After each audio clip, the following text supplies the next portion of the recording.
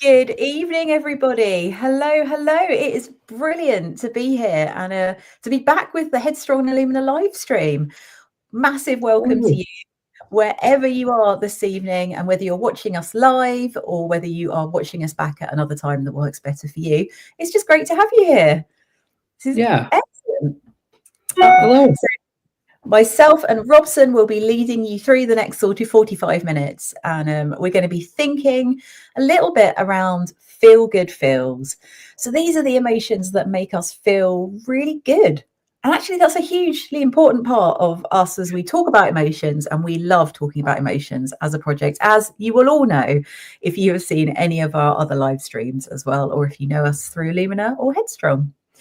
So, Robson, do you want to take us through some of the things that we've been thinking about sort of before we've got to this point in our emotions series? Yeah, of course. Because, that's the thing. We've been focusing on emotions for quite a while now, right? And we've talked about a lot of them. We've focused on some of the obvious ones, like maybe anger, anxiety, low mood or sadness, those kind of things. But then we've also focused on some of the different ones that might pop up for us, like loss and grief and panic attacks and numbness, like the extra bits that are still emotions and still feelings, but maybe we don't talk about on the day-to-day. But the thing we noticed was that we've touched on all of them, but we've not necessarily touched on some of the ones that make us feel good or that work just as well at making us feel certain ways, but maybe aren't big problem emotions that we talk about often. Absolutely. So we thought, why not? Let's just focus this one on feel-good emotions. And and hopefully you'll find it really interesting. And there'll be some tips or things that you maybe haven't really thought too much about before that you think, oh, do you know what? I might think about that a bit more, or I might give it a go. We just really hope this will be a helpful live stream for you. So for those of you who don't know us, it's probably quite helpful to explain who we are and why we're talking about this stuff. So myself and Robson are part of a larger organisation, youth charity called Youthscape. My name, as I say, is Laura, and I head up an online project called Headstrong, which is supporting young people on social media around their mental health and well-being. And so we have lots and lots of stuff going on. I'll just put our tags up there. So we are on Insta and TikTok, and you can follow us at Be Headstrong UK. And we cover all sorts of things. From just ways to look after yourself and navigate life and take care of your well-being to like just loads and loads of different things. So do give us a follow if you haven't hopped on there already. And Robson, who are you and what do you do? Yeah, so I'm Robson, and I head up the Illumina project. I work with Laura. I help Laura out around Headstrong and things at Youthscape, but the part that I focus on is the Illumina course, which you can see there from the tag is at selfharm.co.uk. And that is a course for 10 to 17-year-olds that are struggling with self-harm, that are wanting to consider recovery and consider what it might look like to live a life without self-harm. So at that course, we talk about a lot of different things. We talk about emotions. We talk about a lot of the tools and ideas we talk about here. But we also consider like other ways of coping, other ways of expressing how we feel and how we can look after ourselves. So if that's ever something that you feel you need to check out, please go to selfharm.co.uk, have a look at the videos we've got, have a look at the course. And Amazing. Thank you. So so hopefully you feel like you're in safe hands, and so we're going to be taking you through the next 40 minutes or so and just exploring a little bit around emotions. So I think we'll just get started. So to start with, so what is it exactly? What are we talking about when we're talking about a feel-good feel? So these are like emotions that make us feel really good about ourselves. So this can be the sort of things that actually help us get out of bed in the morning, that help us feel motivated, and just kind of add like kind of richness and color and vibrancy to our life, particularly at times if it's feeling a bit dull or a bit kind of gray. These can be the amazing kind of emotions that are like threaded through our day that just really help us kind of keep going. So here at Headstrong and Illumina, we believe that all emotions are valid and important. And actually, they're our body's way of helping us navigate the world, aren't they? So they tell us maybe when something isn't quite right, or they tell us how to read a situation and respond to that. And sometimes I feel like we talk about maybe more uncomfortable emotions a lot more, because our uncomfortable emotions can mean that they can be the ones that require us to kind of make an action, to do something in order to look after ourselves. So for instance, if we're thinking about anger might be a way that our body is actually trying to tell us that something isn't right, or that we need to make some changes in order to look after ourselves. So these tend to be more kind of actiony sort of emotions that we tend to talk about, I suppose, on the live streams, because they've got lots of practical sort of outworkings and ways that we can take care of ourselves. But actually, the feel good emotions, so those moments where we feel things like deep joy or love, can have such a huge fundamental impact on our mental health, and just be good for us in so many different ways. So we thought it was just really important and helpful to talk about that. So that is what we are going to do. And I will pass back over. Yeah, No, I'm doing the next slide. Oh, okay. I know, carry on, Robson. I was going to say, and I think the important thing to realize here is we're not saying watch this video if you feel these feelings, or if you're like wanting to learn about these feelings. I actually think so much that we learn from these feelings is, spoiler alert, helps us when we're feeling the difficult feelings. And that's the key thing from tonight. And hopefully that's what we'll keep coming back to. But yes, Laura, tell us more about some of the different feel-good feels we might have. Well, we've put together this little kind of illustration that just features some of the kind of more uplifting feel-good emotions that we might experience. And this is by no means a kind of full comprehensive list of all the good things that we feel and we experience as humans, but it's just some of them. And I don't know about you, but I feel like if somebody asked me to write down all the emotions that I would feel over the course of a month or something, I think that I would probably think of the more uncomfortable emotions before I thought of a lot of these. So we thought we'd put them up just so you can have a little look around them, really, and just think, oh yeah, I've not really thought about serenity as being like a really good feel-good emotion. But there's lots of interesting things on here. And I think we just wanted to kind of talk a little bit around relief and surprise, because these are just two that we've just pulled out of this diagram. Because relief is one of those really important things that we experience that actually I don't think would be on my list, to be honest, if I had to write down all my emotions. But it's that moment of happiness, isn't it? When we have that situation that turns out better than we sort of expected it would, or like something awful has been avoided and our whole body is just like, and it feels so good. And so, yeah, that is part of those kind of emotions that are there to, make us feel good about different things that are happening. And we wanted to also mention surprise. So I think it's fair to say that there can be surprise that could be difficult and it can be a challenge, but we're looking at good surprises. And it's that, like, as it says here, that sense of delight that you get when something happens that you maybe didn't expect, or like it goes better than you would have hoped. And it's like, yeah, it can be really nice to be surprised when somebody gives you a surprise present, or like does something really kind or really generous that you weren't expecting, and that takes us completely off guard. So I think there's so many good kind of things here that we wouldn't necessarily kind of expect. I love the word euphoria as well. I've always loved that, like that kind of intense happiness that you get, like it's kind of a mixture of adrenaline and all sorts of things as well. But yeah, what sort of things, which word stands out to you on here, Robson, do you think?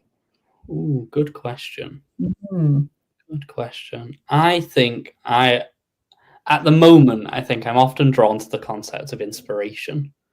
Because it's just, I feel like inspiration is a great example of when a feeling leads to a change in your thought processes, or leads to a change that feels new.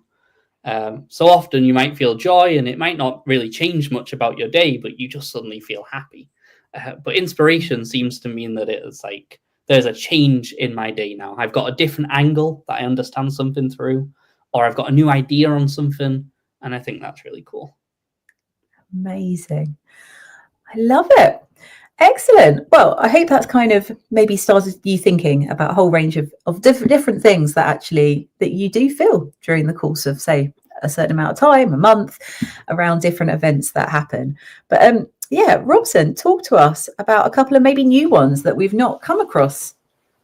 Yeah, because I think the important thing to notice here, and you mentioned it, is that we don't always notice these feelings, do we? They're not the ones we remember. They're not the ones that we spot. And so because of that, I wanted to realize that actually sometimes we don't notice them because they're not always the things that we're paying attention to. Maybe because we don't even have the words for them. And so a couple of researchers did some great study on what all the different feel-good feeling words might be across the world. And they found some really cool words for feelings that we don't even have a word for. Things like mudita, which is Sanskrit for reveling in someone else's joy. And I think what a beautiful feeling, what an incredible feeling to be happy because someone else is happy. But we don't have a word for that. So how could we ever notice it if we don't have the word? Or the word from Arabic, asubaya, which is the Arabic for a sense of community spirit, a sense of that togetherness.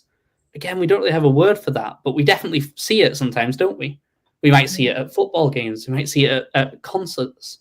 We might see it sometimes just when things go wrong and people together try and solve the problem. That sense of community spirit, that is a feel-good feeling. It definitely leaves us feeling something, but we don't notice it. I love that. And it's that kind of connection, isn't it, with other people as well? Like just that kind of, yeah, togetherness and that kind of joint purpose. I think, what a great word. Love it. Absolutely. And it's a reminder that these feelings are about what's going on outside of us. So it's not just about what's going on here, but it's connected to what's going on around us as well. And that is so cool. And then finally, there's the word kilig, which is from a language from the Philippines, Tagalog, which is that feeling of butterflies in our stomach. We all use that word. We all know what that phrase might mean, don't we? Or we at least understand that feeling a little bit. But it's the feeling of butterflies in our stomach when we're maybe interacting with someone we find attractive. And again, I just think what a cool thing that we found a word to sum up a very specific feeling. And that's all emotions are, really, isn't it? So all of this reminds us two things, I think. First, it reminds us that they're all just feelings we all feel. Everyone's feeling them worldwide. The good feelings, the difficult feelings, the hard feelings, the uncomfortable ones, whatever they are, we're feeling them. So we're not alone in that. And when we can't spot these feelings, I'm sure we will see them when we start to notice them. And secondly, it kind of reminds us that sometimes it's hard to contain our feelings in words, doesn't it? Because not even our language was enough. And that's okay. I love that. I feel like we could do a whole live stream just on this. Yes. And like just have like these amazing words. I think it's absolutely brilliant. I went down a rabbit hole with all of this. It was very fun. Love it. Maybe you should write a book.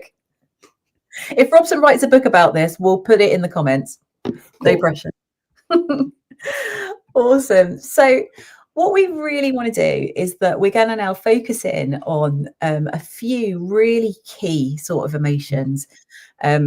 Because actually, like, these can be like a really kind of big part of looking after ourselves, to say making our mental health feel like just really kind of resilient and really strong as well. So we're going to be looking at kind of at 4 particular emotions, and we're going to be looking as to sort of how we understand them, how we can like recognize them in our lives, and then how we can generate them as well. So maybe are there things that we can do that's going to help to boost a little bit more of them inside of us? And yeah, and just kind of having a little think around these. So we're going to start with joy. Robson, what do you think of when you think of joy? What is summed up in your head? I usually think of a little person like jumping with joy. Like I see like an emoji jumping with joy. That's the initial thing I think when I hear joy. Amazing. For some reason, I always think about Christmas cards with angels on and the big trumpets, and they're like, joy to the world sort of thing. And I just always think of that. Or I think of Inside Out, and we think of joy on Inside Out, who, yeah, we all love. So that's brilliant.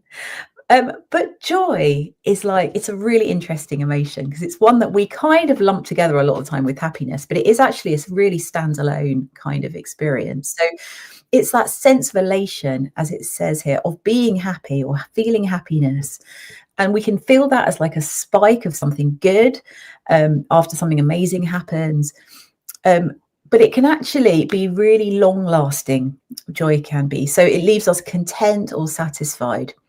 So there's been quite a lot of research done around the difference between joy and happiness.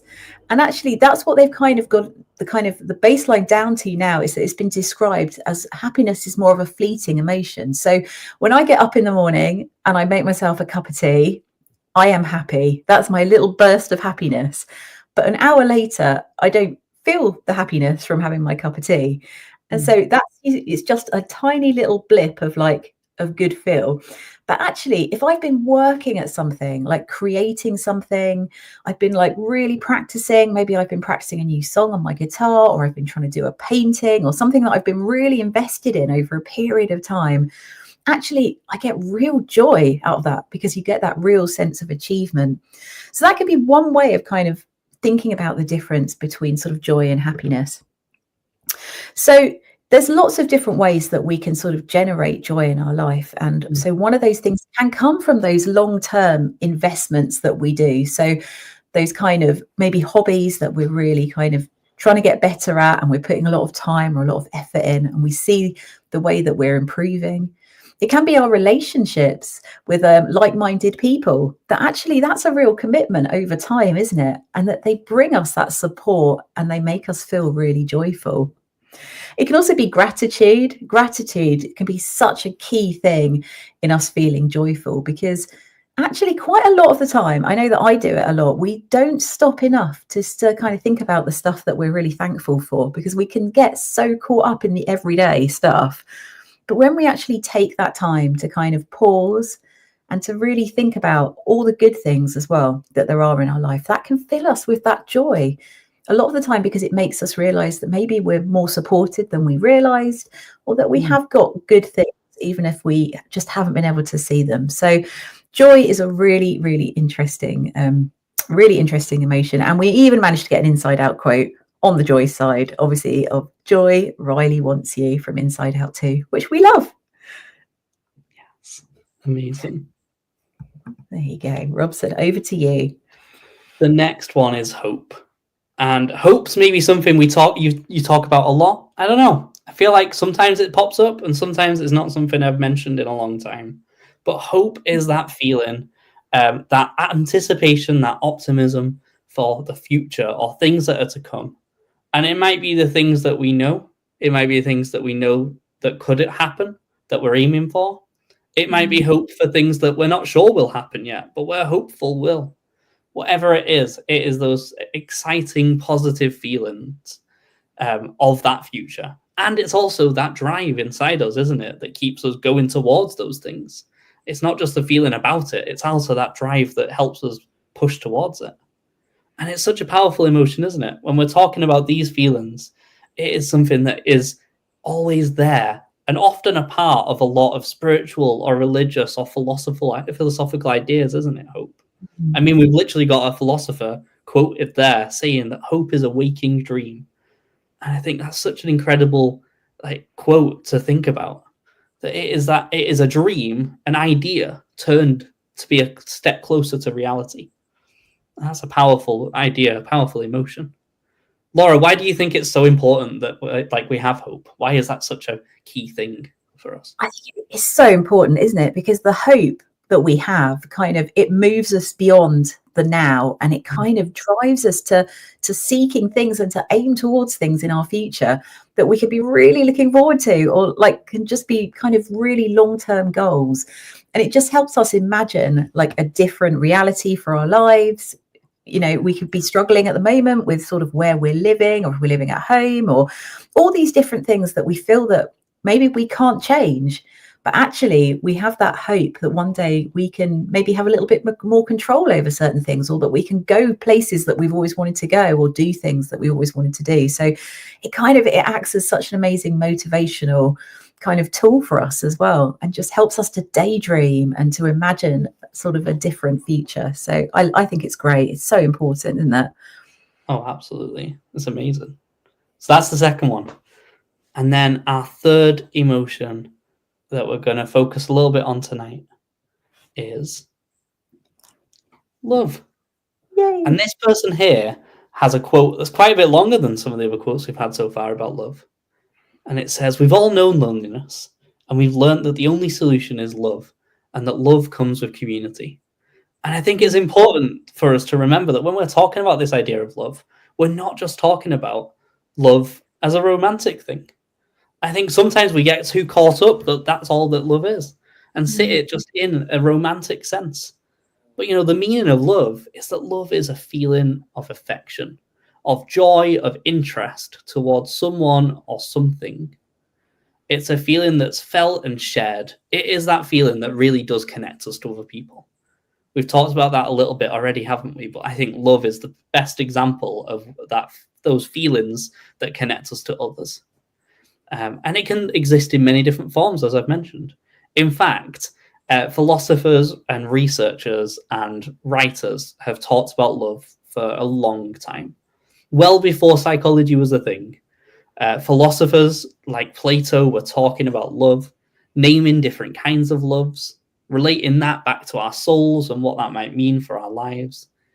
And then even in the 1950s, we had C.S. Lewis, the author of Narnia, talking about those very different kinds of loves. And they named things like eros, which is that romantic love. That's a Greek word for that kind of romantic love. And with that, there's some other some kind of romantic loves, like ludus, which is like a flirty kind of love. But then they also point out that there's a whole other side to love, this community side. Feelings like philia, which is that friendship, that connection, that relationship between two people that's based on mutual respect or mutual interest. Interestingly, Plato thought that that was the basis of good eros, that actually good romantic love needed that basis of friendship. And then there's also storge, which is all about family love, all about that love we have for other people because they're part of our family. They're part of the people who raise us or the people who care for us, part of the people who maybe are like us and have taught us how to be. So they've identified loads of different kinds of loves. And I think it's really important that as we talk about this and as we remember this, when we say love, we're talking about so many more things than just that romance, because it is such a powerful emotion, isn't it? Absolutely. I think as well, it takes us back to like how our language kind of captures these different things as well, because we have one word and that encompasses all of that. Where actually in other cultures and other languages, they've been able to sort of really take that apart and like know that these are really powerful emotions and we feel them very differently, you know, even if they're all kind of connected. So brilliant. Thank you for that. So finally, the last emotion that we're really going to focus in on is one which I have to admit is my favorite. I don't know if you're allowed favorite emotions. Maybe not in my job. Maybe that's favoritism.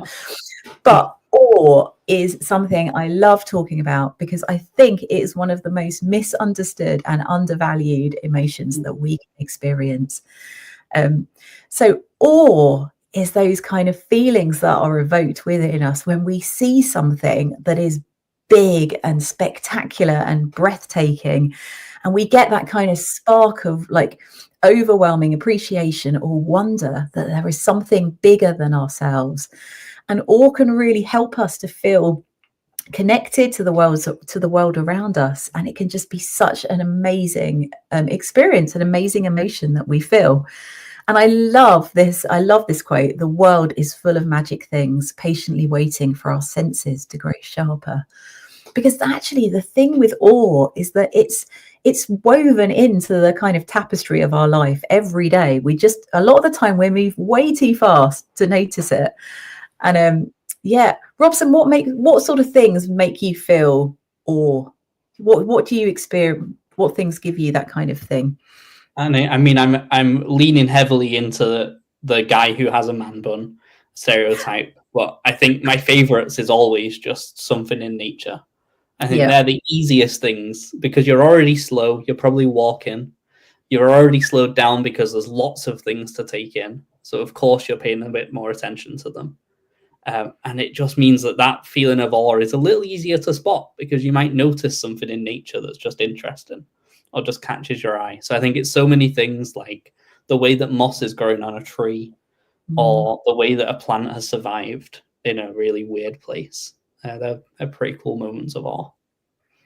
Definitely. That's so cool. I think there's so many examples of things that give us awe in nature, isn't there? From like thunderstorms and like incredible displays of lightning to stars to the kind of frost that you kind of scrape off your windscreen in the morning, which actually when you look at that, it's like so many intricate swirls and it's so clever. But actually one of the moments that I experienced this the most is when I'm at a massive gig or concert and you're singing so loudly and there's like everybody else is in that moment as well, and suddenly you just feel part of something so much bigger. So yeah, I just think what a great emotion. But as it says here, it isn't as a feeling something we talk about all that much really, and we talk about the word awesome a lot, which I think has actually really helped us it hasn't really helped us. I think it's just become another word for something that's good, that's awesome. But it's kind of, we've lost that kind of real meaning of the word awe. Yeah. But as I said here, it can be so good for us just to slow down a little bit and just take notice of the things that we see around us, because there's many, many things that show us awe if we just start looking for them. So even when you're walking to school or college in the morning and it's been a rainy day, like even just noticing like the raindrops, how they cling to like a cobweb on the gate, or all those sorts of things, the way when you've had a frosty morning and the whole like pavement sparkles, it's those sort of things, isn't it? That it just makes us kind of just pause and go, wow. It's like a wow moment emotion. So yeah. I love it. Great one to choose. So we wanted to figure out, well, how do we take this concept of all these feel-good feelings, how do we take that and turn it into something that actually we can apply, we can understand for our lives, we can learn to use more of, or we can learn to find more, whatever it might be. How can we do that? And it seemed that the best thing had already been done, that people had already started to talk about this, started to research this and write about this. And that is a field of psychology called positive psychology. So every time we do these live streams, we always try and use a focus to help us figure out, well, what can we learn from this? What can we learn from these emotions? And how can we do it better? And positive psychology started in the 1990s, kind of, formally, and really started to focus on those positive emotions. Now, it started in the 90s, but actually, it can probably be traced back even further. And I've talked a lot about the philosophers today, but I think this is such a good example of how often psychologists and philosophers are the same kind of field, or at least were back in the day. Because the roots of positive psychology can be traced back to the 1950s, to early psychologists like Carl Rogers, that probably looked a bit like this guy. It can be traced back to the 1930s, to other philosophers, psychologists like Carl Jung. It can be traced back to the Greek philosophers. It can even be traced as far back to like early Eastern traditions of Buddhism and mindfulness. Because a lot of what positive psychology looks at is thinking about, well, what is it that makes humans flourish? And by that, they mean, what is it that helps us thrive and do well in the world? Why are we doing so well when we are? What about our life is helping us? And that's what they focused on. And they the way they explain it is that psychology spent too long focusing on what wasn't working for us and how can we fix it. And that actually what we had forgotten to research, what we'd forgotten to learn about, was just how good we as humans were at doing well when we did well, and what it was that helped us do that. And so positive psychology is all about focusing on that. What can we learn from it? How can we apply it in our lives to help us do it better? And how can we learn that positive emotions really do empower us? So instead of just focusing on the emotions that are difficult, let's also focus on the positive emotions, because they'll probably help us face those difficult emotions. And that's the big focus. And so there's a few things that helps us with.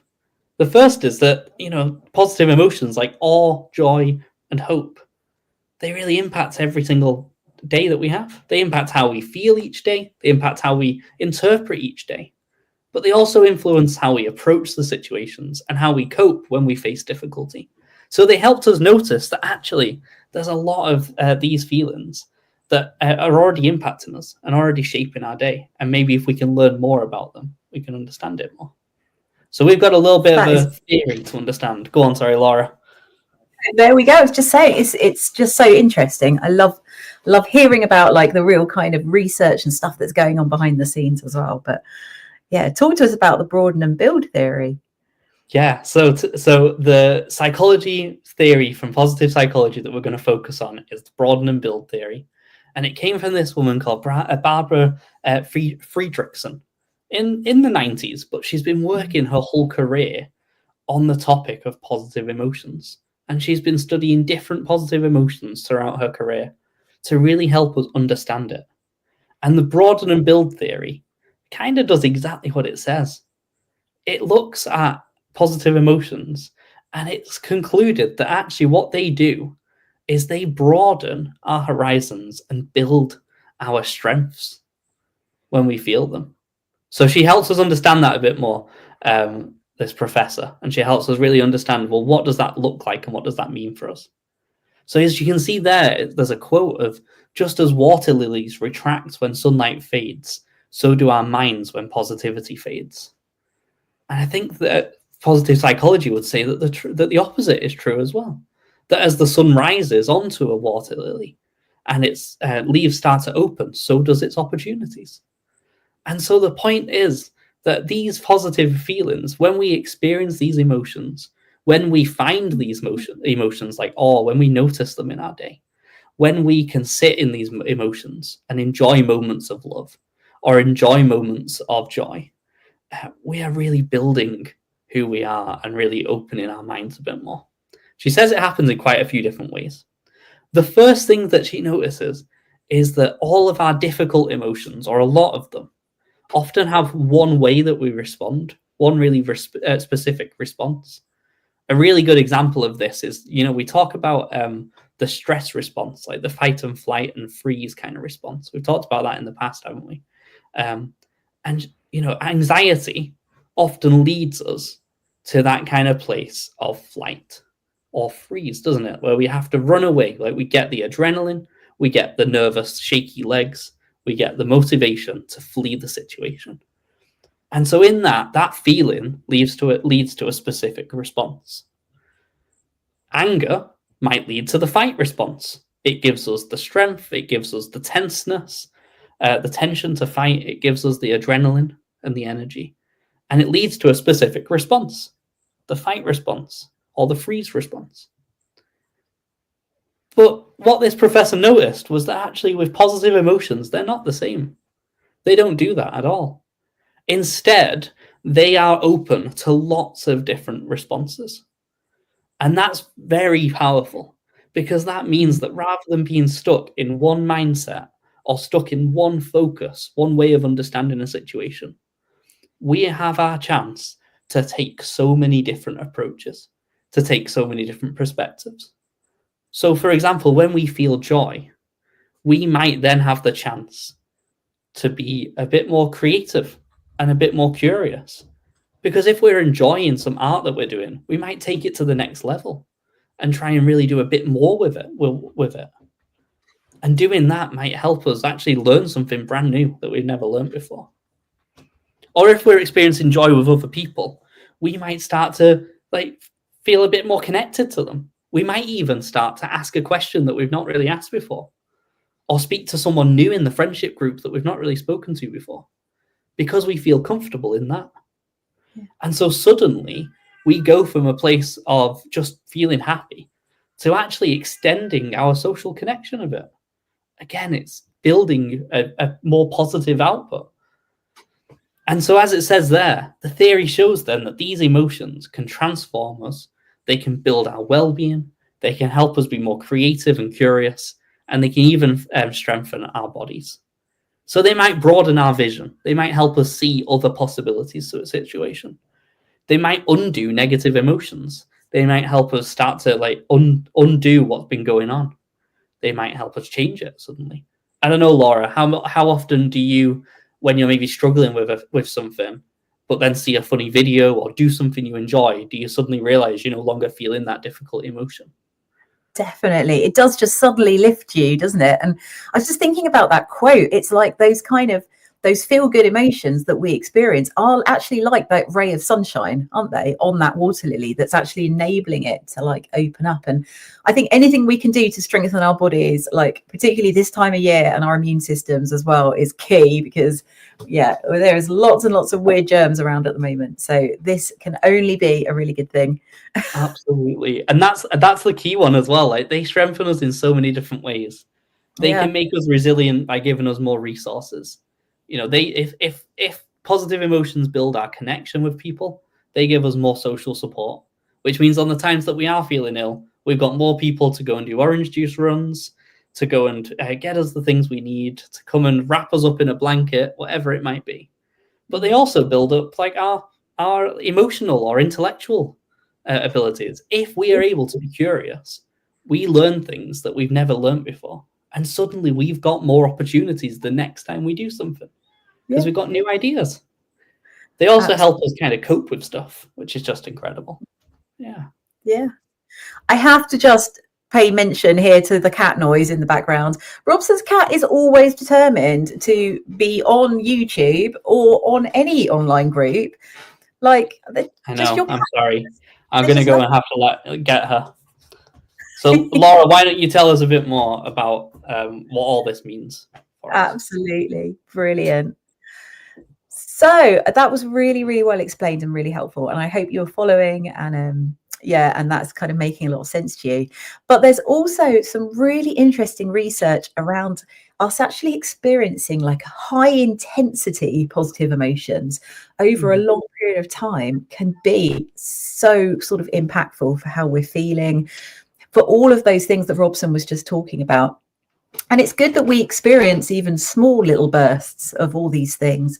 But if we can really find a way to kind of have that really high intensity of things like kind of joy or being in love or kind of delight or thrill or any of those things, it can really, really help us. And it says here like that can trigger more of the release of dopamine, and dopamine is great. That's one of our sort of our happy hormones that can really help us focus and feel good. So it's like, it's actually like it's triggering this whole kind of series of reactions inside of us as well, and releasing different hormones that are looking after ourselves. And a little bit like this slide that we were trying to capture is that actually when we get really high dose of something really, really positive, actually it can start bringing color to our life if it's feeling a little bit gray, a little bit black and white. And actually, it can just really, really just help us to kind of just feel so much better, to lift us from those feelings of numbness when maybe we're just not really feeling much at all, or we're bored, or we're stressed. And actually, it's a little bit like kind of the really old version of The Wizard of Oz, where suddenly it just all goes into color, and it can just bring that kind of richness into our life. So any way that we can really try and just and have those kind of high kind of dose moments of intense positive emotion, then that's super great. So again, for me, awe is a great one for that, sitting staring at the stars, or like for some people it's going to be going on a roller coaster. That wouldn't work for me. I'd be terrified. But like there's just different things that we engage with, like these kind of emotions that make us feel good. So I will pass back to Robson as well. So tell us, are all feel-good emotions helpful for us? I think that's a really good question. And I think actually it's a good reminder that while some feelings might be difficult, all our feelings are really just trying to do something for us. They're trying to communicate with us how we feel. They're trying to help us keep going in the face of different situations.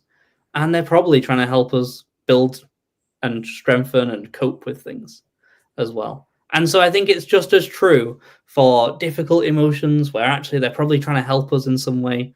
the same is true here, that with feel-good emotions, they might be really good, but sometimes we do still need to watch out for times that they're not as helpful as they could be. And I think I've managed to sum it up to 3 different ways that we have to pay attention. The first is we have to watch that we're not over-focusing on them. You know, if there's one thing I want to be clear on here, we are not saying in this that we should only focus on the good emotions. Like, that is the opposite of what we're trying to say here. So actually, if we ever find that all we're doing is really trying to only feel good, trying to only spot the good feelings, not recognizing the difficult feelings when they come, that's probably not going to be healthy for us. It's probably going to be really difficult for us, actually, because we're going to end up only looking at that and ignoring the rest. And when we ignore those difficult feelings, they build up inside and they come out in difficult ways. And so we need to watch out for that. We also need to watch out for overwhelming positive emotions. So there's going to be times where those emotions feel huge, feel overwhelming, can be quite big. I think you mentioned surprise earlier as a good example of one that kind of sits on the fence of sometimes it's difficult, sometimes it's good. And so actually that's a really good example of times we have to watch out for that feeling being overwhelming for us. Because if we notice, oh, you know what, this feeling is overwhelming and is actually feeling quite crap now, that's how we might spot that maybe I need to be more looking after myself more aware of what's going on with this feeling, rather than just thinking, oh, it's probably good, I'm going to lean into it. So we've got to watch for kind of the times that it becomes a big emotion and the ways that that can overwhelm us too. The third is we've got to make sure we don't ignore other emotions. So rather than just not focusing on only the positives, we've got to make sure we don't ignore the others. And that's really important when we think about the messages that our emotions teach us and the messages they're telling us. Because our positive emotions are all there to tell us that this is something that helps us, this is something that feels good for us, this is something that's helping us in the future, or helping us connect to people. And those are great messages. But sometimes we might get caught in situations where we have conflicting messages. And we need to make sure we don't just always choose the feel-good message. That actually there might be times, I think love is a really good example of this, where that love feeling might be screaming that it is a positive thing. But even still, we've got messages, we've got emotions, we've got thoughts that are popping up that are maybe warning of something that we're a bit worried about. Or maybe making us aware of something that made us feel uneasy in that relationship. Yeah. And we need to make sure we don't always ignore our feelings because of the feel-good feelings. And so I think that those are the ways we have to be aware of these emotions. I hope that helps. So, yeah, it's just having that real balance, isn't it? An awareness of everything that we feel. And that's where stuff that like emotions wheels and things like that can be really good as well, because we can be feeling one thing, but then we can also be feeling lots of other things. And so sort of being able to slow ourselves down and recognize actually how we're feeling and all those different things that are going on can be really helpful, because that can give us a bit more of a wider picture of what's happening. Absolutely. For this last bit of our session, we're really just thinking about the ways that we can find more of these really good kind of feelings, what little hacks that we can make to kind of help ourselves just bring more of this stuff in. If we're feeling a little bit low on joy or hope, like what can we do to kind of generate that? So Robson, do you want to start us off? Yeah, absolutely. I think the first one is to start in to change our perspectives a little bit. And that means a few different things. But we might often find that we're caught in a maybe negative thought cycle, or with our negative bias on view. I often think about it like putting on a pair of 3D glasses. That probably aged me quite a bit, that, didn't it? And viewing the world through a very certain lens. And I think sometimes it can be good to be reminded that maybe we need to change perspective a little bit. Maybe if we're able to take that negative bias off for a second, or view it from a slightly different angle, we might notice a change in our perspective and in the situation. And I think feel-good feelings can be great for that. And we can find feel-good feelings by doing that. So by doing that, we might be slowing down. We might spot awe in places we never saw awe before. We might spot someone's loving help, even though it didn't feel like love, because it was hard for us to take. But actually, you might spot that, oh, they did that because they loved us. And so we spot that perspective difference. And so you might do this by challenging negative thought patterns, saying, is that thought true? saying it's okay to challenge that thought. It's okay to ask if there's evidence for it. We might ask ourselves, like, what are the other ways to view this? What else could be true? And when we do that, we might start to build a story of hope or a story of different ideas that actually is very different to where the original one came from. So I think the first one is absolutely like change your perspective. And positive psychology would take that even further. Do you know what self-kindness is, Laura? Gosh, how does it differ from self-care? Well, self-kindness is that acknowledging when things are wrong with us, that we're human, and it's okay if we failed something. Yeah. So sometimes our perspective might be, I have failed this, and I am rubbish at this. And we might get stuck in a really difficult thought pattern there because we're just thinking, I am rubbish at this. Self-kindness is that act of saying, you know what, I am rubbish at this, but actually so's that guy, so's my dad. Yeah. We all fail a little bit, and it's okay for me to acknowledge that I failed today, but tomorrow I'm going to figure it out differently. Just like tomorrow, that guy's going to figure it out differently too. I love that. And there are things that you can find online as well. I mean, there's stuff that we've got, but if you look for things like activities like Take the Thought to Court and stuff like that, you'll be able to find worksheets online that can really help you challenge different thought patterns that you have and sort of weigh up that evidence as to whether they're true or whether there's enough evidence to support them. So that can be a really helpful kind of tool in doing that. Then another way that you can kind of bring more of these things kind of into your life can be, they've got two things here. So hacking into our hormones can be some really simple little things that you can do just to give yourself that little boost of kind of happiness. So we're just going to think about dopamine. So dopamine is our reward chemical. So I don't know about you, this might not be you at all, but I am a big list person. Robson works with me all the time. He knows that I make a lot of lists. And sometimes I make lists just so I can cross things off because I love that little burst of dopamine that I get when my to-do list is done for the day and all my things are kind of all crossed off. So little things like that, they're like small wins that can give us that little burst of dopamine. And eating foods that you enjoy and like celebrating those little wins. And even, do you know what? Just taking a little afternoon nap, especially over Christmas when we're not at school and we're not at college, like giving yourself that time just to have that little bit of indulgent kind of sleep and rest in the daytime can be really, really helpful. Serotonin is also a brilliant hormone that we have, and that is generally responsible for sort of stabilizing our mood. Now, serotonin, which me and Robson have talked about this quite a lot before, is produced by daylight. So at this time of year, we can be a little bit low on our serotonin, and that can make us feel a little bit less motivated, maybe even a little bit kind of sluggish, and like our whole mood can drop a little bit this time of year, just because we're not getting enough kind of sunlight. But actually, ways that you can generate this, you can do exercises outside, particularly like swimming or running or things where you're soaking up as much natural daylight as possible, as well as just doing that kind of aerobic kind of exercise. It can be brilliant.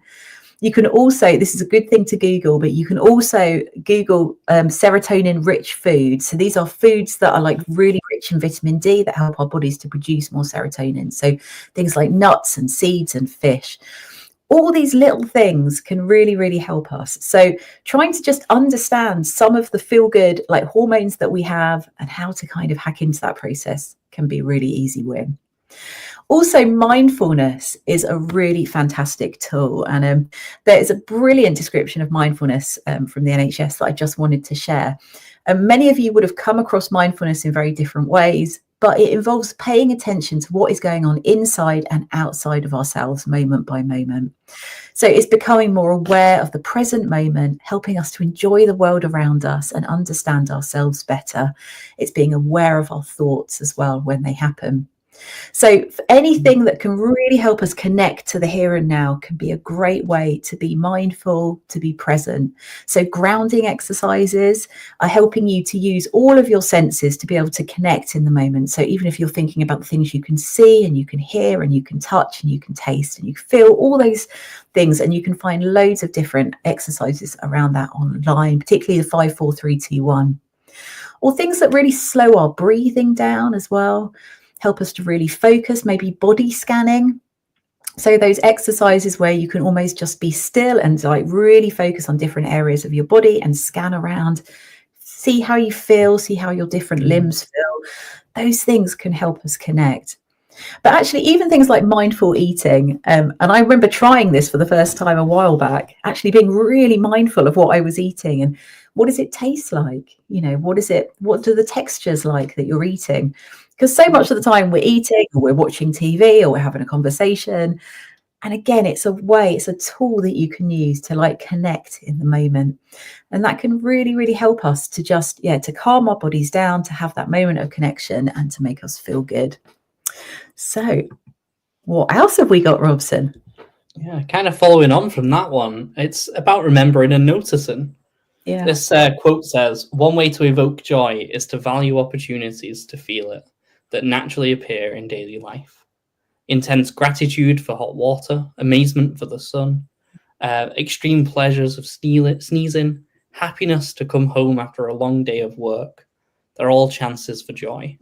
And so it's about that slowing down again, that maybe noticing things, going for that walk and spotting the bits of awe in our day, remembering memories we've had with friends, looking through photos or videos of those times and feeling that love and connection again.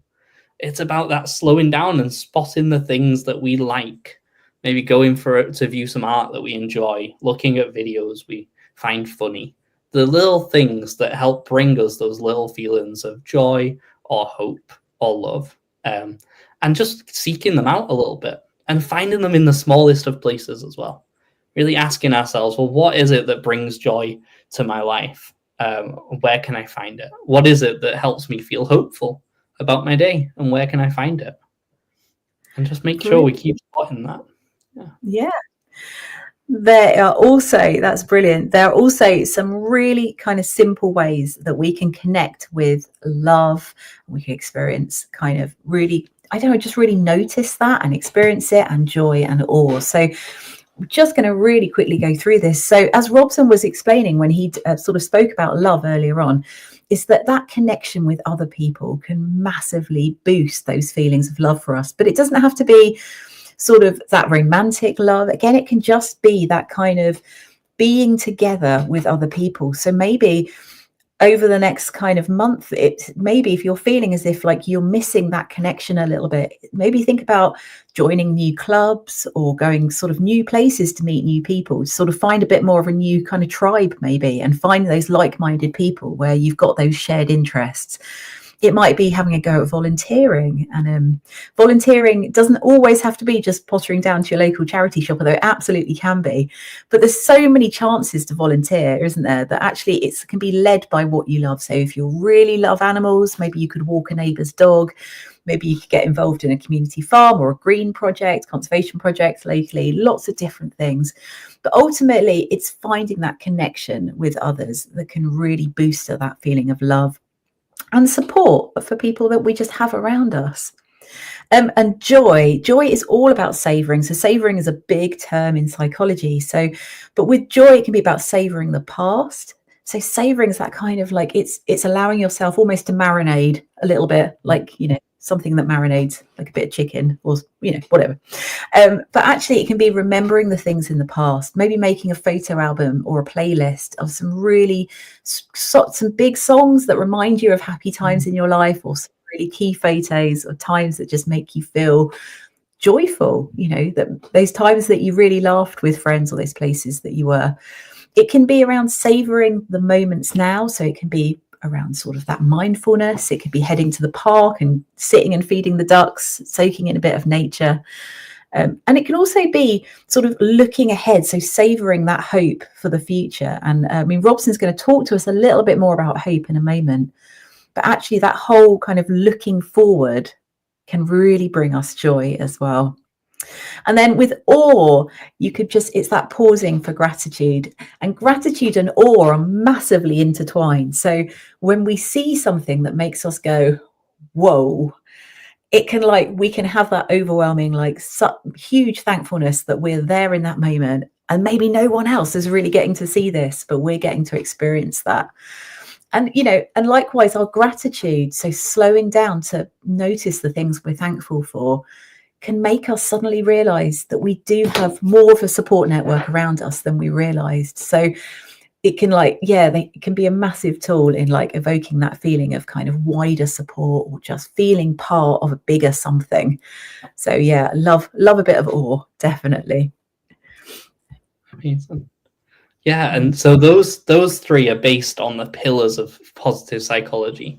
So they are based on what positive psychology has said are the core of what we can do to build these emotions. But what do we do with hope? That's the one we missed. How can we hold on to hope? And I think one of the biggest things there is to begin to dream about the future. Think about things, maybe plan for the future.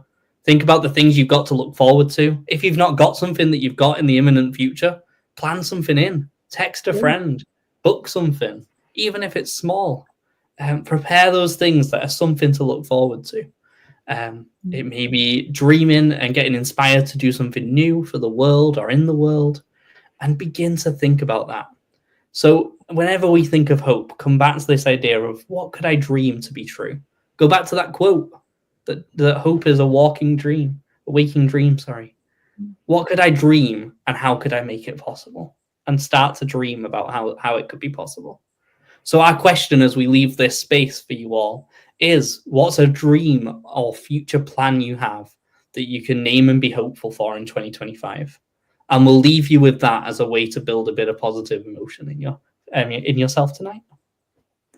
That is brilliant. I really, really hope that you have found this helpful. You found this interesting. It's been great to just spend some time just thinking about these kind of positive emotions and these feel good feelings as well. Remember to check us out on the socials. If you haven't so far, remember you can always hop onto your Instagram or TikTok. Find us at Be Headstrong UK. If you want to find out more about the work of Illumina and the self-harm support that we offer, you can go to selfharm.co.uk and you've got our contact details on there and you can ask us questions. But there's also lots and lots of information on that site as well. We'd love it if you'd give us a follow on here if you haven't already, and then you'll be notified about future live streams. And we will be back in the new year. We haven't fully decided what we're talking about yet, but we will be back in the new year. So thank you again so much for spending some time with us this evening, and take care of yourselves, and we'll see you soon. Bye. Bye.